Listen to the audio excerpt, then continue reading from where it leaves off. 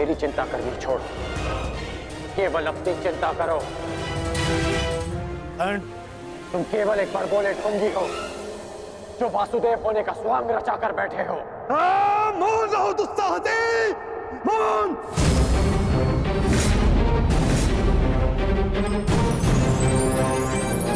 तेरा इतना दुस्साहस कि तो मुझे पौंद्र का वासुदेव को ढोंगी कहता है, मूर्ख।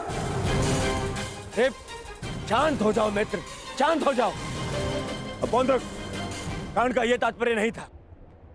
मेरा यही तात्पर्य था। ये ढोंगी है।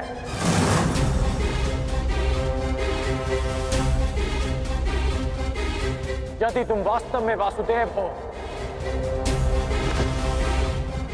तो मुझे निशस्त्र करके दिखाओ। मैं तुम्हें चुनौती देता हूं। पौंद्र वासुदेव को चुनौती?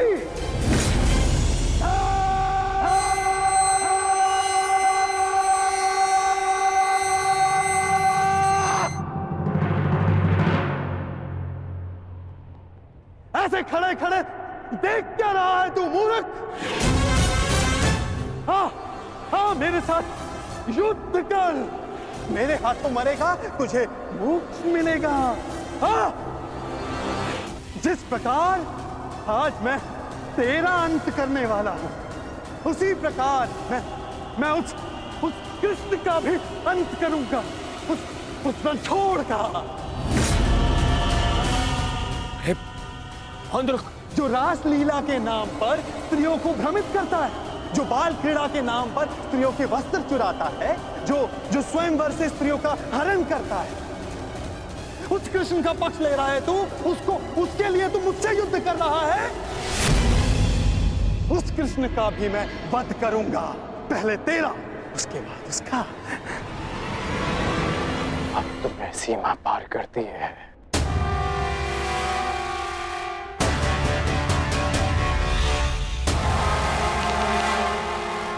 नहीं मित्र, नहीं। मित्र, आज इस पौंद्र का अंतिम दिवस है।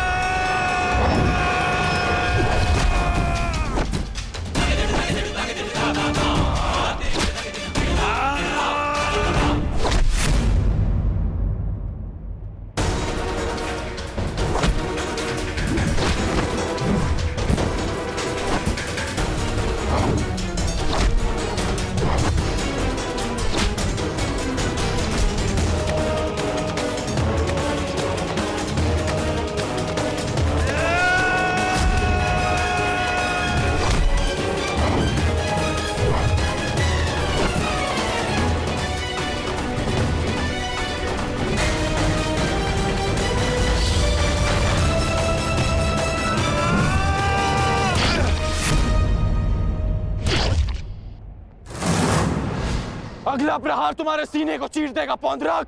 क्षमा मांगो।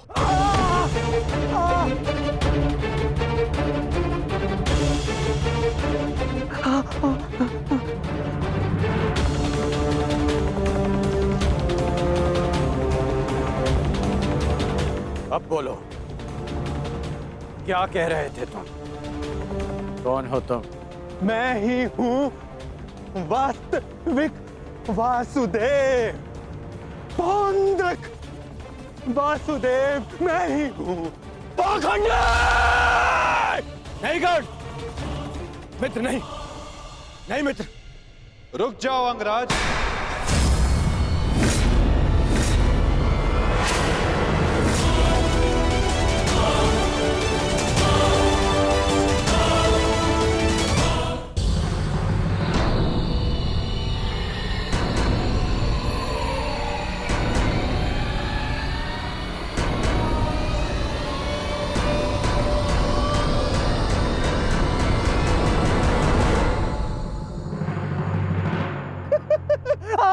आ गया तू, चलिए आ गया।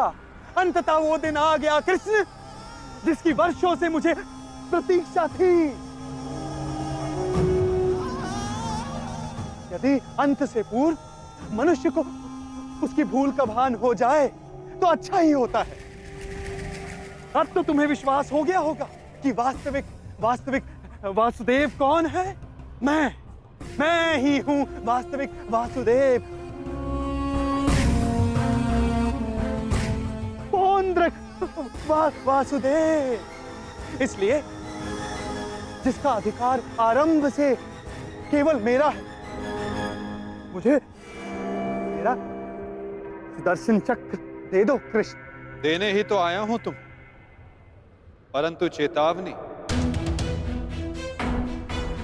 मैं तुम्हें बहुत अवसर दे चुका हूं पौंड्रक। तुम्हारे पाप का घड़ा भरता जा रहा है पौंड्रक। अब मेरा स्वांग रचना बंद करो। चुप कर छलिया कृष्ण। तू ढोंग, तू छलिया मुझे बताएगा कि अब मुझे क्या करना चाहिए और क्या नहीं। जो तुझे देव मानते हैं ना, वो सब दृष्टिहीन है और बुद्धिहीन भी। परंतु मैं नहीं हूं। अपने सहयोगियों को धैर्य की महिमा समझाओ दुर्योधन। युद्ध प्रारंभ होने में अभी समय शेष है और समय से पूर्व युद्ध को आमंत्रण देना सर्वनाश को आमंत्रित करने के समान होता है दुर्योधन। क्योंकि इस समय मैं अस्त्र ना उठाने के लिए बंधित नहीं हूं। मनुष्य को खाई में गिराने के लिए उसका केवल एक पग पर्याप्त होता है पौंड्रक। अभी अभी मैंने कर्ण को रोककर तुम्हें मृत्यु के मुख में जाने से रोका है। कदाचित तुम्हारा अगला पग तुम्हारा अंत ना रोक पाए पौंड्रक।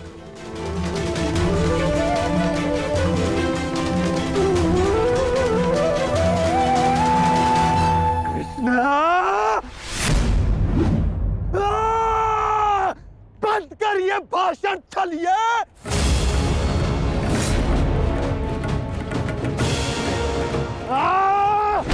छलिए पाखंडी, आज मैं तेरा अंत करके ही रहूंगा कृष्ण। रखो मित्र, क्रोध मुझे भी आ रहा है। अपने क्रोध को युद्ध के लिए बचा के रखो।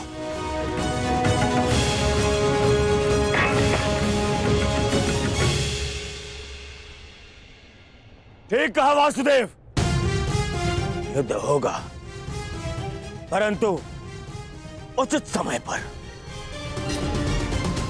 और उचित स्थान पर। उस महायुद्ध के प्रथम दिवस पर मैं आपको उत्तर अवश्य दूंगा।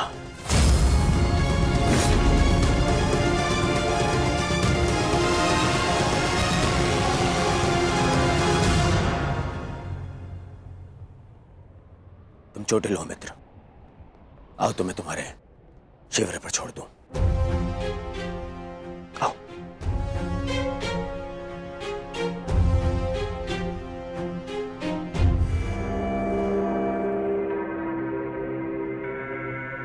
मित्रकाण, तुमसे हस्तिनापुर पे भेंट होगी। आशा है तब तक तुम अपने इस भ्रम से निकल जाओगे और तब तुम समझोगे कि मेरा चुनाव उचित था। आशा तो मुझे थी मित्र कि तुम अपने भ्रम से निकलकर वास्तविक शक्ति को पहचानोगे, परंतु अब कोई लाभ नहीं। जो हानि तुमने स्वयं को और हम सबको पहुंचानी थी, वो तुम पहुंचा चुके हो। चल मोटे, आज कृष्ण, मैं अपना सुदर्शन चक्र तुझसे लेकर रहूंगा, जिस पर आरंभ से केवल मेरा अधिकार था, है और रहेगा।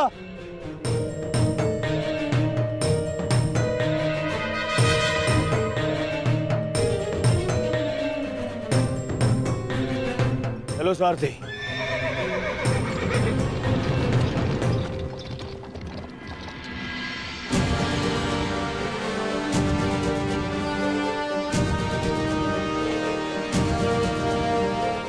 प्रणिपात वासुदेव, आज्ञा दे। इतनी भी क्या शीघ्रता मित्र?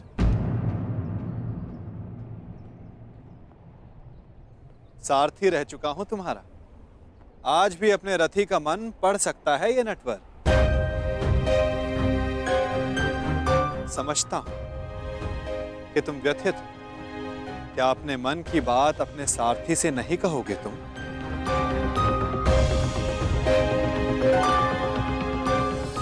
अपने रथी का मन आप पढ़ सकते हैं ना, तो पढ़ लीजिए। इसीलिए कहता हूं मित्र, तुम्हें प्रसन्न होना चाहिए। दुर्योधन ने उचित चुनाव किया, उसे शक्ति चाहिए थी, उसे मिल गई। नारायणी सेना अब उसके आदेश के अधीन होगी। नारायणी सेना में नारायण ही ना हो तो वो कैसी नारायणी सेना केशव?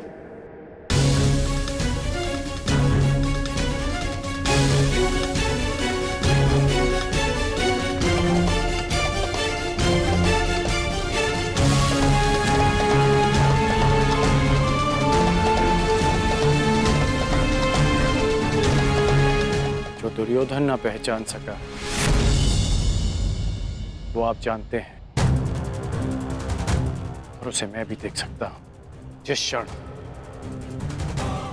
उसने आपको त्याग कर सेना को चुना, उसी क्षण उसने विजयश्री थाल में सजाकर पांडवों को भेंट कर दी।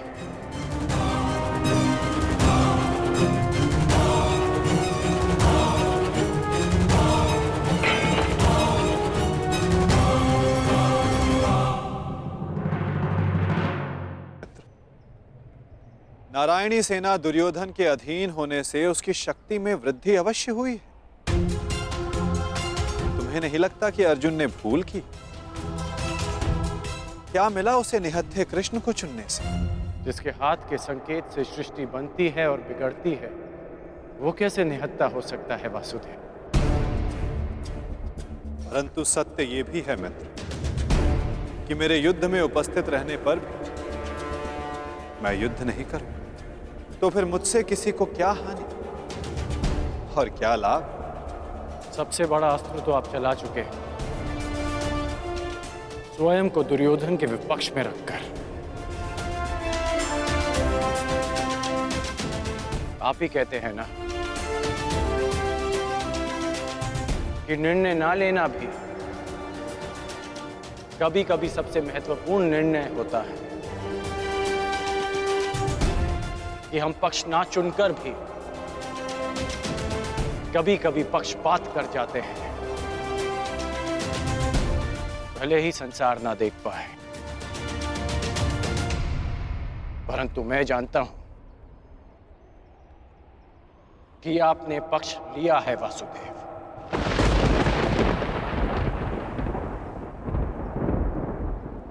नहीं मित्र, मैं किसी का पक्ष नहीं लेता। ना किसी को चुनता हूं, लोग मुझे चुनते हैं या छोड़ते हैं। मानता हूं कि आपने किसी को नहीं चुना, परंतु आपने दुर्योधन को बाध्य किया कि वो आपको ना चुने। आपने ऐसी परिस्थितियां उत्पन्न की कि वो ही आपको चुने जिसे आप चुनना चाहते हैं।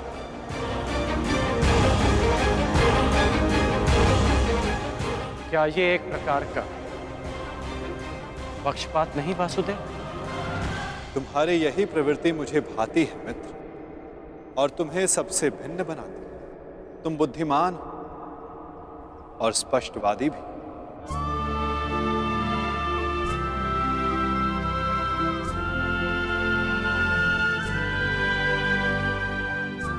ऐसा होकर भी क्या लाभ वासुदेव,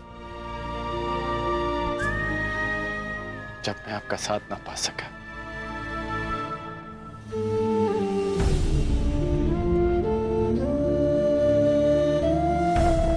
कितने वर्ष हो गए हमारी भेंट को? जब से हम मिले हैं हमारे पक्ष सदा भिन्न थे, परंतु हमारी सोच एक थी वासुदेव। फिर आपने ऐसा क्यों किया? मैंने ऐसा क्या किया मित्र?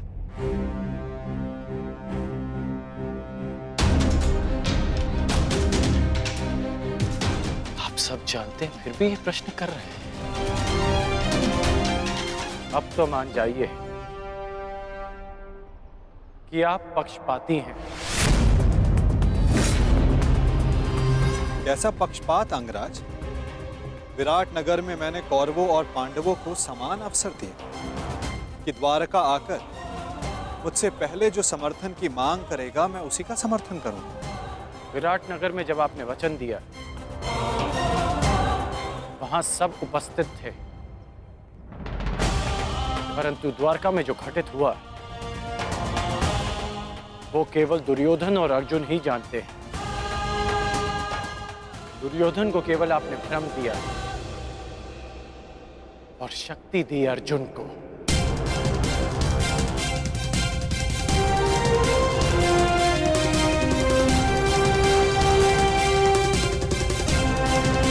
द्वंद दो मनुष्यों के मध्य होता है, परंतु विजय सदैव एक ही मनुष्य को मिलती है।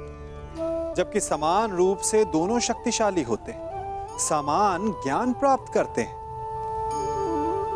कारण दो प्रकार के लोहे होते हैं, एक ठंडा, एक गर्म। कभी सोचा है लोहकार लोहे को लोहे से ही काटता है, परंतु सदैव ठंडा लोहा ही गर्म लोहे को काट पाता है। और यही नीति मनुष्यों पर भी लागू होती है। जब युद्ध होता है तो जिसके मन में ईर्ष्या होती, जलन होती, आक्रोश होता है, वो गर्म लोहे के समान।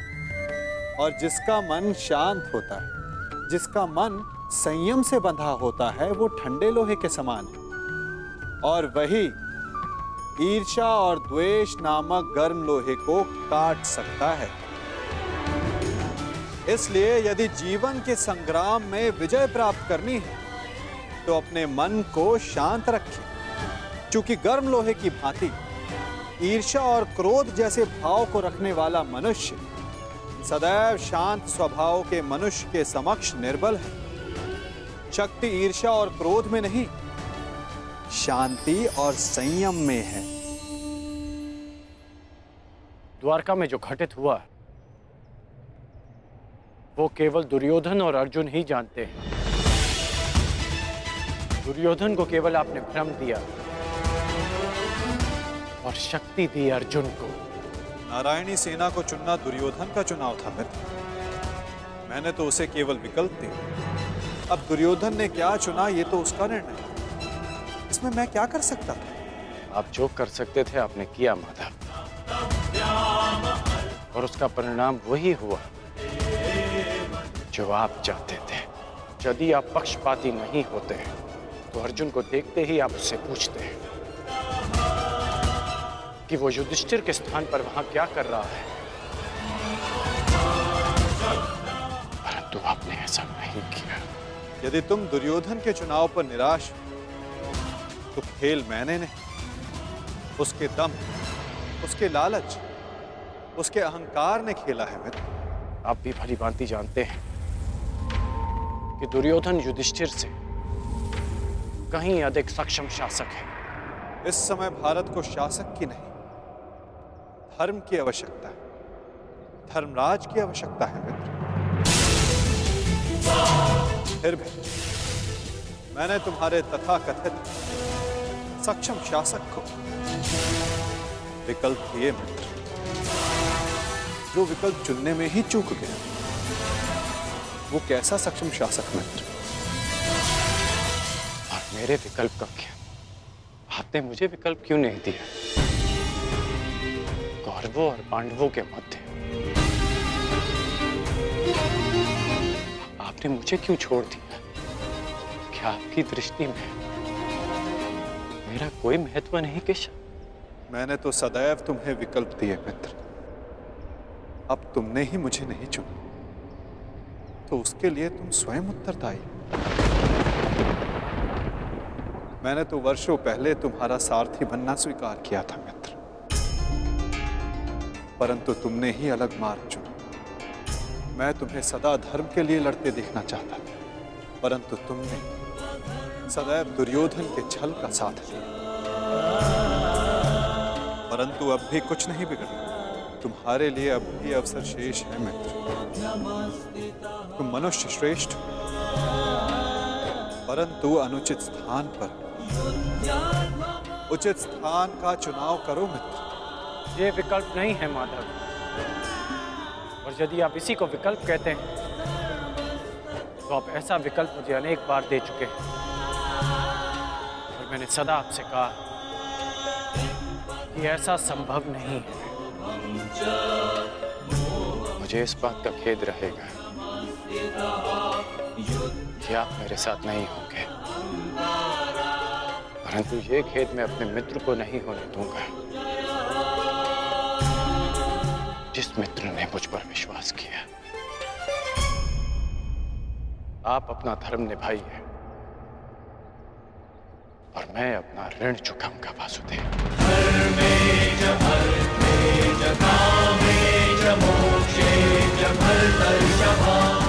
युद्ध में भेंट होगी, प्रणिपात वासुदेव।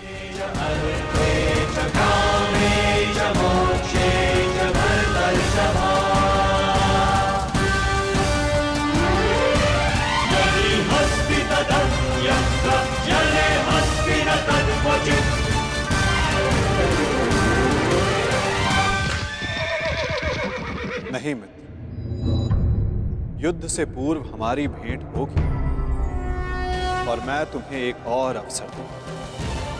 तुम्हें आभास कराऊंगा कि जितना सम्मान तुम्हें चाहिए, उससे कहीं अधिक सम्मान के योग्य हो तुम। अगली भेंट में तुम्हारी वास्तविकता से भेंट करवाऊंगा मित्र। तुम्हें ज्ञात होगा कि तुम वास्तव में कौन हो। आशा है कि उस दिन तुम उचित विकल्प चुनोगे मित्र।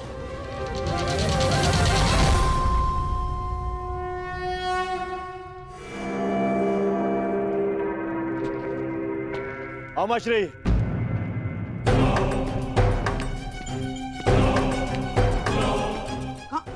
कहाँ थे तुम? मैं कब से तुम्हारी प्रतीक्षा कर रहा हूँ। बताओ क्या हुआ द्वारका में? और उस छलिया के रहते तुमने नारायणी सेना को कैसे अध्ययन किया आपने? हैं? अब बैठिए तो बैठिए। अरे अमाश्री, आज तक आप अपनी चालों से मुझे आश्चर्य में डालते थे, परंतु आज मैंने इतनी बड़ी वजह से आपको और सबको आश्चर्य में डाल दिया।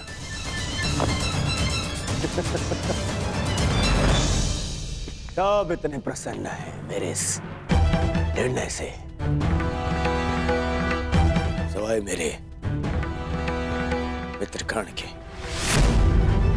समझ में नहीं आता उसे अभी भी ऐसा क्यों लगता है कि मुझे सेना को छोड़ के उसने हत्ते कृष्ण को चुनना चाहिए था।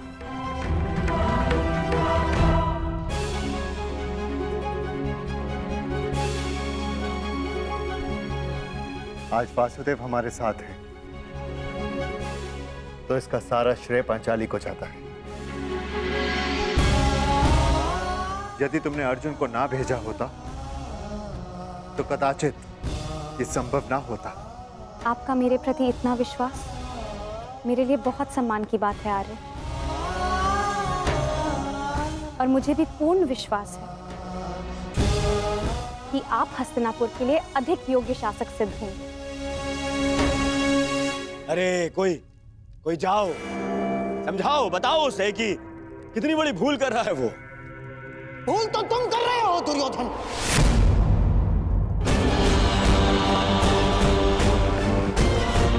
आज पहली बार मैं कर्ण से सहमत हूं। तुम्हें नारायणी सेना के स्थान पर कृष्ण को ही चुनना था। ये क्या कर लिया तुमने? अरे मैंने क्या किया मामाश्री?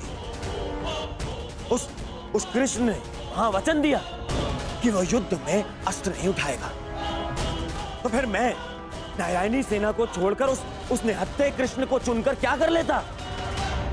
अब हमारे विरुद्ध पूरी नारायणी सेना होगी जो हर प्रकार की व्यूह रचना में निपुण है।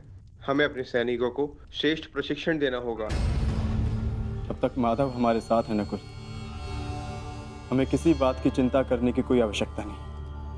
यदि आज वो हमारे पक्ष में होता तो पांडवों के लिए नहीं, आज वो हमारे लिए रणनीति बनाता, हमारे लिए। उसका वास्तविक अस्त्र तो उसकी नीति ही है। वो कृष्ण कोई साधारण मनुष्य नहीं है ना। अरे महामायावी है वो, महामायावी। वो समय को अपने मुताबिक चलाना जानता है, और इतना ही नहीं, वो अपने पक्ष के अनुसार परिस्थितियां भी बदल देता है। समझ गए? इसीलिए हम आरंभ से चाहते थे कि पांडवों से कैसे अलग कर दिया जाए उस छलिए को, परंतु तुमने इतना बड़ा अवसर गवा दिया। क्या किया ये है? क्या कर दिया ये तुमने? अरे समझ में नहीं आता है मुझे, क्यों सब उस कृष्ण से इतना भयभीत हैं? क्यों? कुछ नहीं बिगाड़ पाएगा वो। अब तो उसकी सेना भी मेरे अधीन है। कुछ नहीं बिगाड़ पाएगा वो। देखो दुर्योधन, अब इस बात पर वाद विवाद करके समय व्यर्थ करने से कोई लाभ नहीं। जो हानि होनी थी वो तो हो चुकी। अब इस हानि की भरपाई करने का समय आ गया है। उचित कहा आर्य। अब चाहे जो हो जाए, कौरवों की पराजय निश्चित है, क्योंकि ये धर्म युद्ध है। विजय धर्म की ही होगी, और वासुदेव के हमारे पक्ष में आने के साथ साथ न्याय और धर्म भी हमारे पक्ष में है। विजय हमारी होगी। न्यायानाम अधिकाराणाम। ये महाभारत भारत का नव निर्माण करेगा।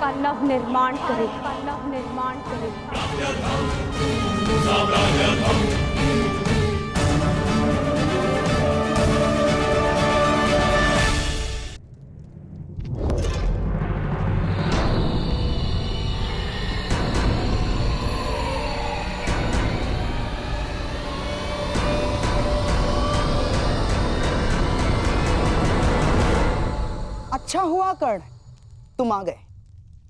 हम तुम्हारी प्रतीक्षा कर रहे थे। हाँ, सभा का आरंभ मैं सबसे पूर्व महाराज धृतराष्ट्र को राजकुमारी लक्ष्मणा के विवाह की बधाई देकर करना चाहता हूं। बधाई हो महाराज। और हाँ, अत्यंत खेद के साथ मुझे ये भी कहना पड़ रहा है कि ये अंतिम शुभ अवसर था जिसमें सारे कुरुकुल ने भाग लिया। हाँ, क्या पता इस युद्ध के पश्चात कौन जीवित रहेगा और कौन नहीं।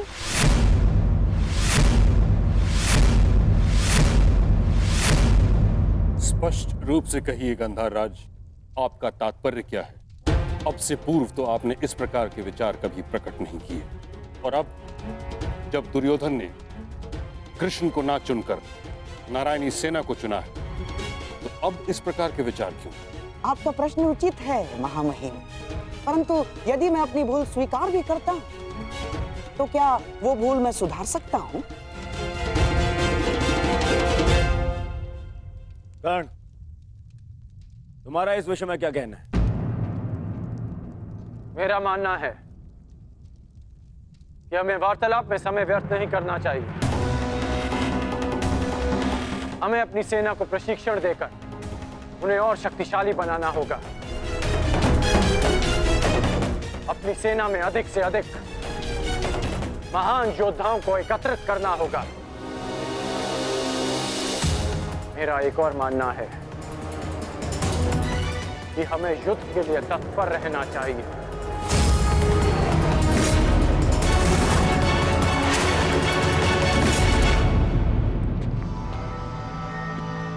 क्या तुम्हें भी यहाँ उपस्थित होने के लिए कहा गया? हाँ भ्राताश्री, मुझे प्रहरी ने निद्रा से उठाकर संदेश दिया कि हमें शीघ्र ही यहाँ उपस्थित होना है। परंतु क्यों और किसके आदेश पे? ये आदेश मैंने दिया है।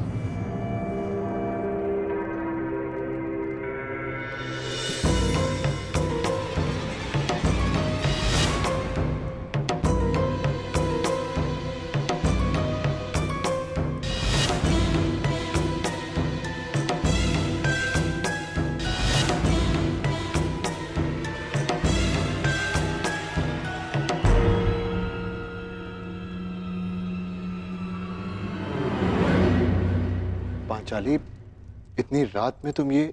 क्योंकि ये समय सोने का नहीं है धर्मराज, जागने का है।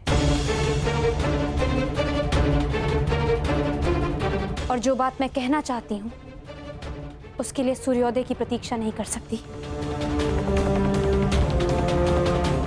ऐसा क्या है पांचाली?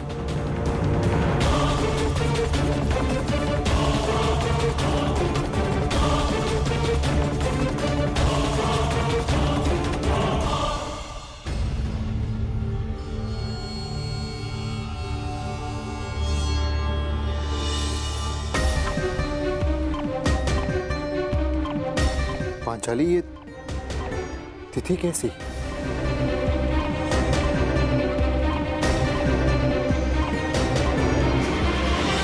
ये वो तिथि है आर्य जिस दिन हम कौरवों के विरुद्ध युद्ध आरंभ करेंगे।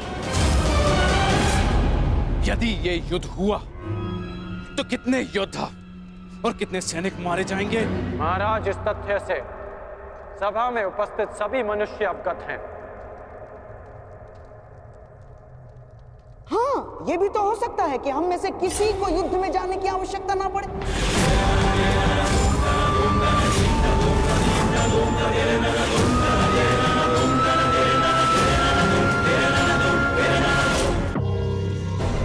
महामहिम, जैसे पुराणों में मैंने पढ़ा है कि स्वयं भगवान भी अपने शत्रुओं को एक अंतिम अवसर देते हैं, तो क्या हम अपने शत्रु को अंतिम अवसर नहीं दे सकते? दे सकते हैं ना महामहिम? गांधार राज, युद्ध होना निश्चित है और होकर ही रहेगा। और इसकी उल्टी गिनती प्रारंभ हो चुकी है।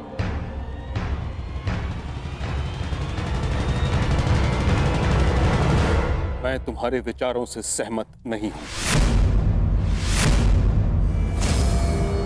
जितना असहमत मैं गंधार नरेश की सोच से हूं, उतना ही असहमत मैं इस निष्कर्ष से हूं। हर परिस्थिति में संधि युद्ध से श्रेष्ठ होती है। हमें पांडवों से संधि वार्ता कर लेनी चाहिए। युद्ध अभी प्रारंभ नहीं हुआ है महाराज, हम इसे रोकने का प्रयास कर रहे हैं। हमें पांडवों से शांति वार्ता करनी चाहिए। मैं जानता हूं कि आप भी ये युद्ध रोकना चाहते हैं। हम भी नहीं चाहते कि ये युद्ध हो। हमारा प्रयास है कि हस्तिनापुर के मस्तक पर इस महाविनाशी युद्ध का कलंक न लगे। ठीक है ताक्षरी, यदि यह हस्तिनापुर के भविष्य का प्रश्न है तो हम अपने दूत को पांडवों के समक्ष भेजने की आज्ञा देते हैं। हमें उन तक संदेश देना है कि हस्तिनापुर भी इस युद्ध के विरुद्ध है। और युद्ध के अंतिम दिन मैं अपने अपमान का प्रतिशोध लूंगी।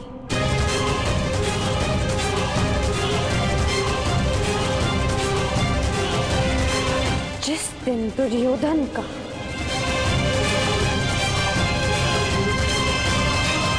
अंत होगा।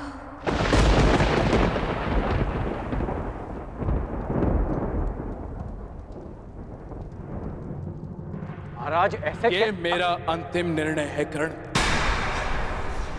हमें अपनी ओर से एक प्रतिनिधि चुनना होगा। क्या आपके मस्तिष्क में कोई नाम है महाराज? संजय।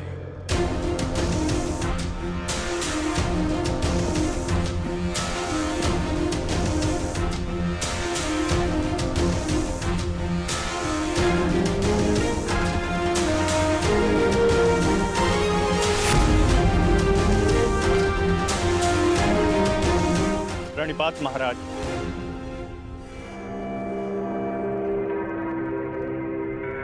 मुझे भी संजय के साथ जाने की आज्ञा दीजिए महाराज। नहीं कर्ण, यह एक अत्यंत संवेदनशील प्रकरण है। हमें योद्धा नहीं, नीति परख मनुष्य चाहिए।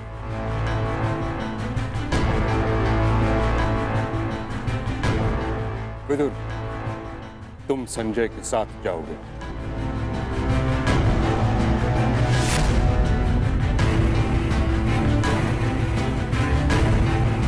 तो ठीक है, विदुर और संजय दोनों हस्तिनापुर की ओर से शांति प्रस्ताव लेकर जाएंगे। ये एक पारिवारिक प्रकरण है और हम नहीं चाहते कि परिजन ही परिजनों का रक्त बहाए। उचित है पांचाली, उचित है। अब ये युद्ध तुम्हारे बताए हुए दिन ही आरंभ होगा।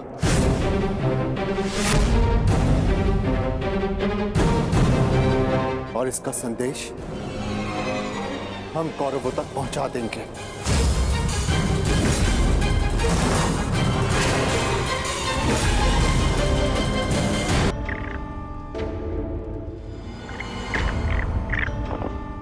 अपने खेल पर ध्यान रखो दुर्योधन, नहीं तो तुम मुझे परास्त नहीं कर पाओगे। क्षमा कीजिए महाश्री, आपके इस चौसर में आपके जितना कौशल नहीं है मेरा, और खेल में मेरा ध्यान नहीं लग रहा है क्योंकि मुझे समझ में ही नहीं आ रहा है कि आपने ऐसा किया क्यों। मैं पांडवों के समक्ष प्रस्ताव ले जाने के विरुद्ध था, आपने मुझे बाध्य किया। क्यों? आप पांडवों का विनाश नहीं चाहते, आप बदल गए हैं क्या? क्यों आपने पिताश्री को शांति प्रस्ताव ले जाने के लिए मनाया? तुम्हें क्या लगता है दुर्योधन, क्या यह शांति प्रस्ताव युद्ध को रोक पाएगा? कदापि नहीं। अब यह युद्ध होकर रहेगा। इस युद्ध को कोई नहीं रोक सकता। अरे तो फिर संजय और विदुर को शांति प्रस्ताव लेकर क्यों भिजवाया आपने? प्रयास क्यों ना बताइए ना। बताता, समझो दुर्योधन, जिस प्रकार हम दूत भेजेंगे उसी प्रकार वहां से भी उन्हें दूत भेजना होगा ना। तुम्हें क्या लगता है कौन आएगा दूत बन के पांडवों की तरफ से? कौन आएगा? वही जो दर्शाता तो यही कि उसका किसी भी निजी प्रकरण से कोई संबंध नहीं, परंतु जो हर प्रकरण में बीच में घुस आता है, जो मेरे हर छल को, अपनी बुद्धि के बल से असफल कर देता है। वो जिसकी मनोहर बातों का वो गुरु द्रोणाचार्य के चक्रव्यूह से भी अधिक शक्तिशाली है। वो जो हस्तिनापुर के सिंहासन पर तुम्हें नहीं, उन पांडवों को बिठाना चाहता है। वही छलिया, वही वासुदेव कृष्ण। ये तो उसमें हंसने वाली क्या बात है? उसका क्या? बताता हूं।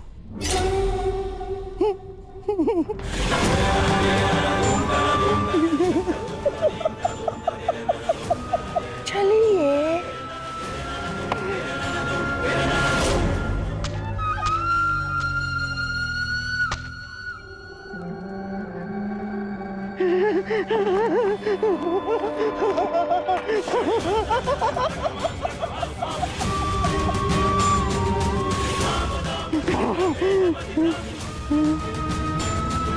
कृष्ण यहाँ आएगा तो अवश्य, परंतु जा नहीं पाएगा।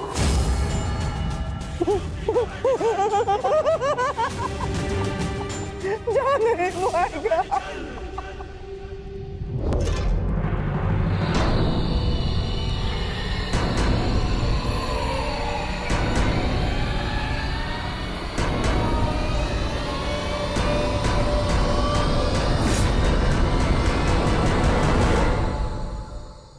आपका क्या मत है वासुदेव? मैं इस प्रकरण में सम्मिलित ही नहीं हूं संजय महोदय, इसलिए इसका निर्णय भी युधिष्ठिर और दुर्योधन पर निर्भर करता है।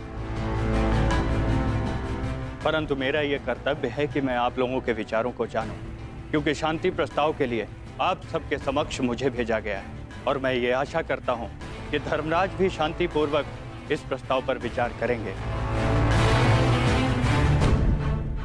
वो तो इस पर निर्भर करता है कि आपके युवराज का क्या विचार है। मैं केवल महाराज धृतराष्ट्र का संदेश लेकर आया हूं वासुदेव। युवराज दुर्योधन के विचार मैं नहीं जानता, क्योंकि मेरे पास दिव्य दृष्टि नहीं है। किसे ज्ञात संजय महोदय, किसी दिन आपको दिव्य दृष्टि मिल जाए और आप वो देख पाए जो सबके लिए संभव ना हो।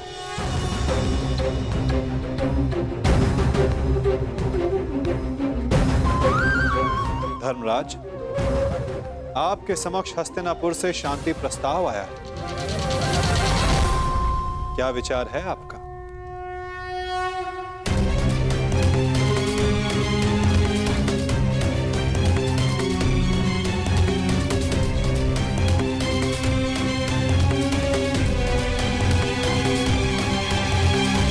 यदि हस्तिनापुर शांति चाहता है तो हमें भी युद्ध करने की कोई ललक नहीं।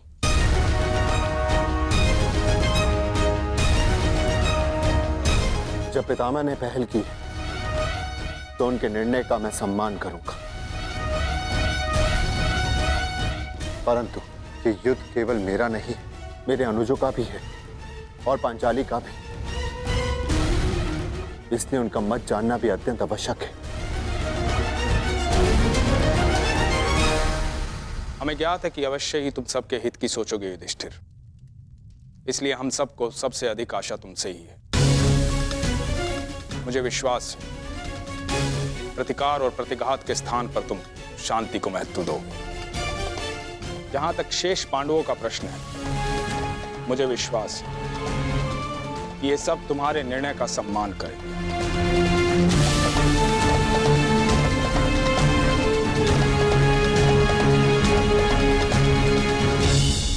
विचार विमर्श करके उत्तर दे धर्मराज, क्या निर्णय होगा आपका?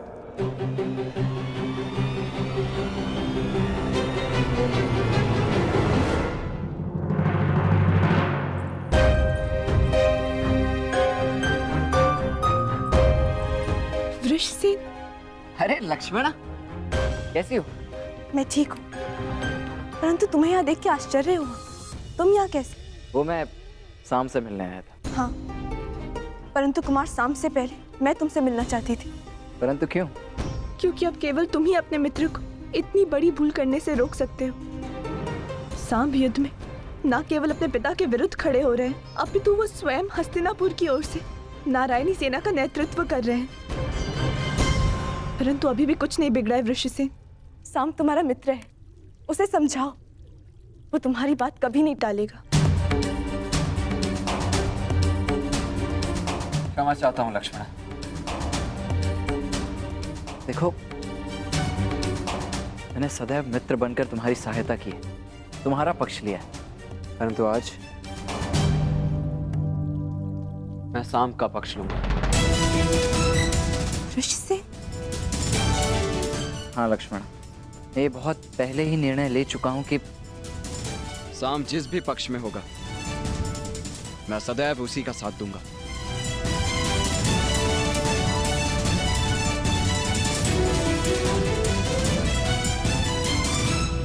परंतु तुम्हें चिंता करने की आवश्यकता नहीं है लक्ष्मण। मेरे जीते जी सांब को कुछ नहीं होगा, विश्वास करो मेरा। पक्ष जो भी हो, हानि तो मेरे परिवार को पहुंच रही है ना वृषसेन। तुम ही बताओ मुझे, प्रभु से मैं किस पक्ष के लिए प्रार्थना करूं? दोनों ही पक्षों में मेरा ही परिवार लड़ रहा है। मैं क्या करूं वृषसेन? तुम्हारे इस प्रश्न का उत्तर मेरे पास नहीं है लक्ष्मण। मैं तो ये भी नहीं कह सकता कि मैं तुम्हारी इस असमंजस से भरी परिस्थिति को समझ सकता हूँ। तुम इस युद्ध में भाग क्यों ले रहे हो वृषसेन? तुम्हारा तो पांडवों से कोई संबंध नहीं है, तो तुम अपने पिता के साथ इस युद्ध में क्यों भाग ले रहे हो?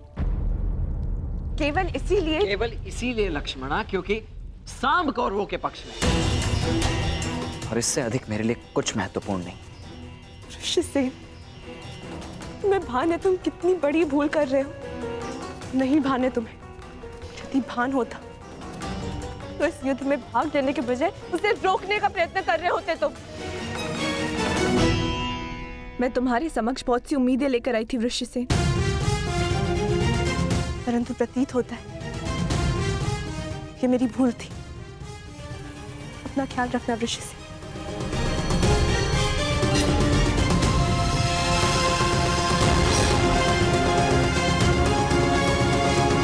अब मैं तो क्या, कोई भी इस युद्ध को होने से रोक नहीं सकता है लक्ष्मण। तुम्हारा अपमान मुझे स्मरण है पांचाली, परंतु इस महायुद्ध में केवल महाविनाश होगा। दोषियों को दंड अवश्य मिलेगा, परंतु सहस्त्रों लाखों निर्दोषों के प्राण भी जाएंगे। न जाने कितने परिवार बिखर जाएंगे पांचाली, कितने परिवार। और न्याय का क्या धर्मराज? ये युद्ध न्याय का है, और आपकी ली हुई प्रतिज्ञा का क्या? अरे भीम, मैं कुछ नहीं भूला हूं पांचाली, ना ही तुम्हारे अपमान को, ना ही मेरी प्रतिज्ञा को। और जहां तक बात है इस शांति प्रस्ताव की, तो मैं इससे बिल्कुल सहमत नहीं। परंतु पांचाली, हम सब तुम्हारा मत जानना चाहते हैं, क्योंकि यह प्रस्ताव स्वयं पितामह और महाराज के द्वारा भेजा गया है, और इसे ऐसे ही ठुकराया भी नहीं जा सकता। आप भूल रहे हैं वृकोदर, उस सभा में श्रद्धेय पितामह और महाराज धृतराष्ट्र भी उपस्थित थे, और वो भी मेरा अपमान होने से नहीं रोक पाए थे। मुझे लगा था कि वनवास पूर्ण होने के पश्चात हम सबके जीवन का एक ही उद्देश्य है, कौरवों का विनाश।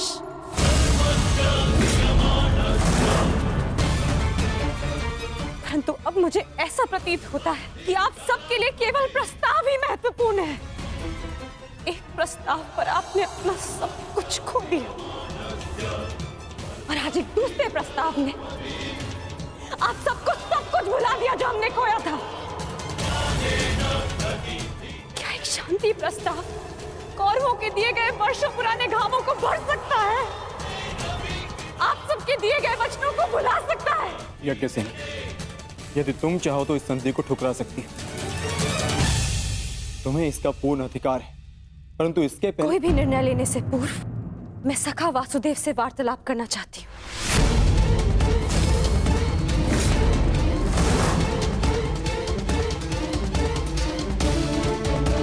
क्या हुआ? सखा कहाँ है?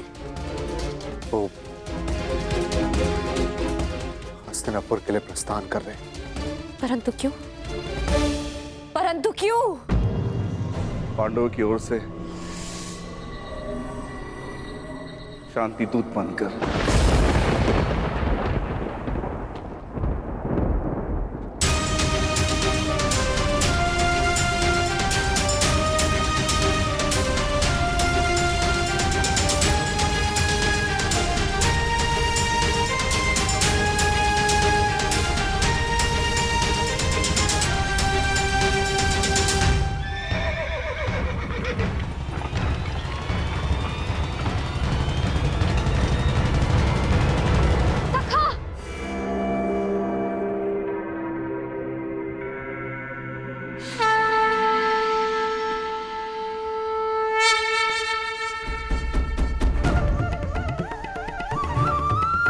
क्रोधित हो अपने सखा से?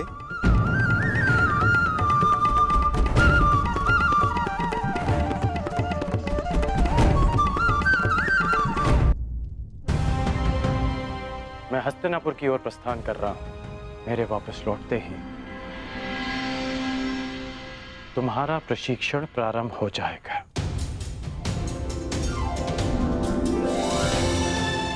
कदाचित हमारी सोच में मतभेद हो, परंतु हमारे पक्ष में कोई मतभेद नहीं। सुना है कि वासुदेव शांति दूत बनकर हस्तिनापुर आ रहे हैं, तो हो सकता है कि ये युद्ध टल जाए। नहीं, युद्ध होना निश्चित है। हाँ,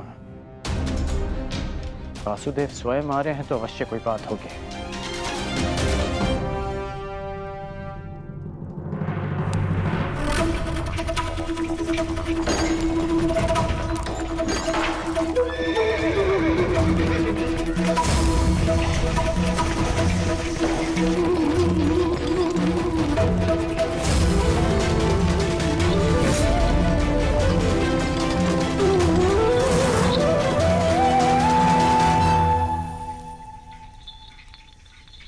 देख रहे हो दुर्योधन, ये कोई साधारण धातु नहीं है, बहुत विशेष धातु है ये, जिसका आविष्कार असुरों ने किया था देवों को बांधने के लिए। इससे सक्षम और कठोर कुछ हो ही नहीं सकता उस छलिए को बांधने के लिए। अब उसके आते ही इसी से उसे बंदी बना लेंगे।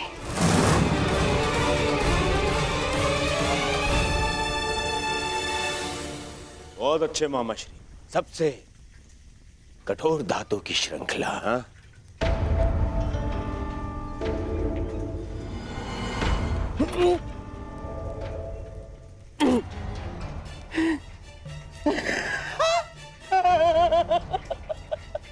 देखो, मैंने कहा था ना तुमसे।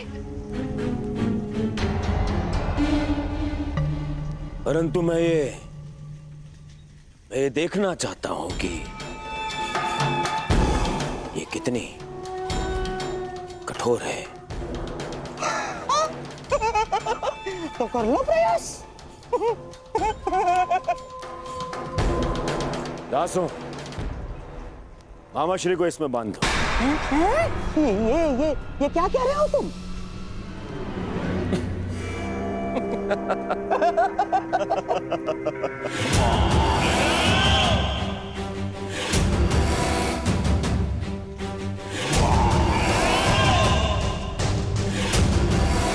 मुझे श्रृंखला से बांध दिया जाए। बांधो! अरे बांधो बांधो।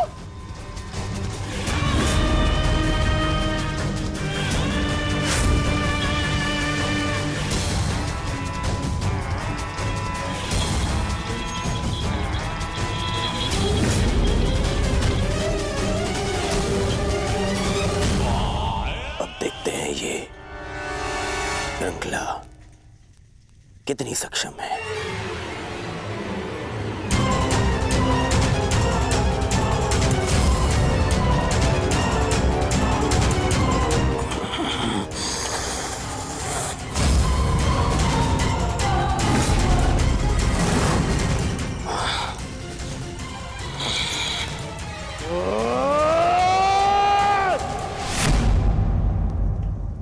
अद्भुत,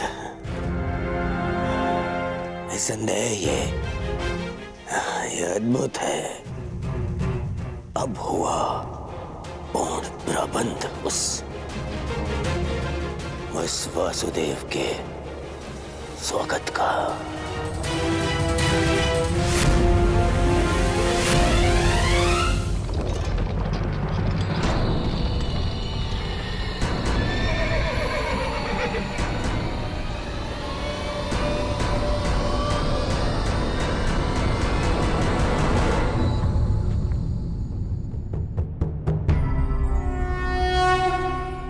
देख रहे हो दुर्योधन, ये वही छलिया कृष्ण है जो अपने चाल में, अपने छल में सबको फंसाता रहता है।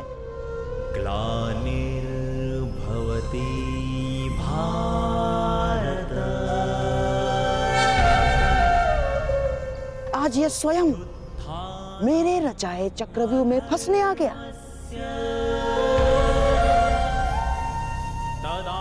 इसे ज्ञात नहीं है कि आज ये इस प्रासाद से बाहर निकल ही नहीं पाएगा।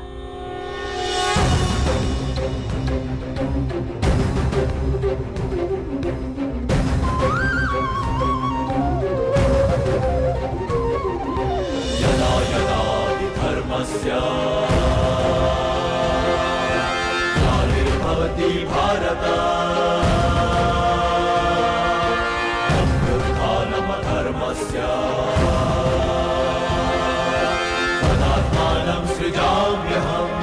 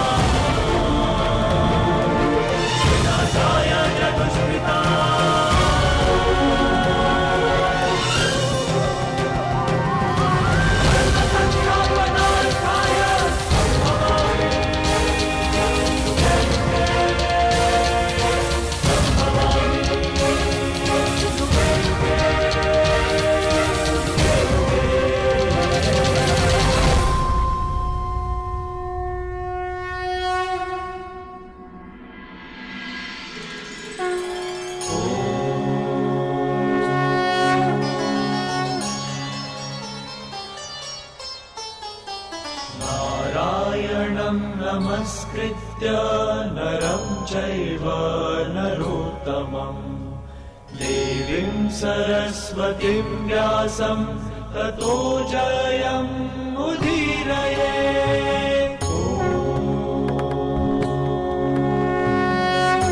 प्रणिपात हस्तिनापुर नरेश। कल्याण हो वासुदेव। प्रणिपात गंगापुत्र। कल्याण हो वासुदेव।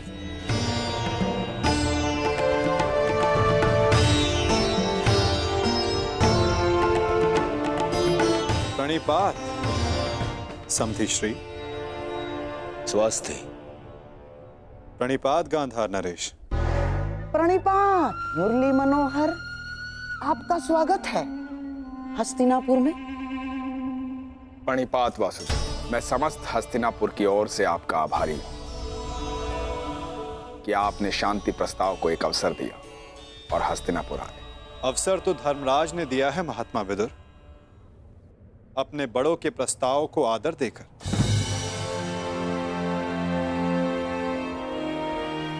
मैं तो बस उनका संदेश यहां लाया हूं। वासुदेव,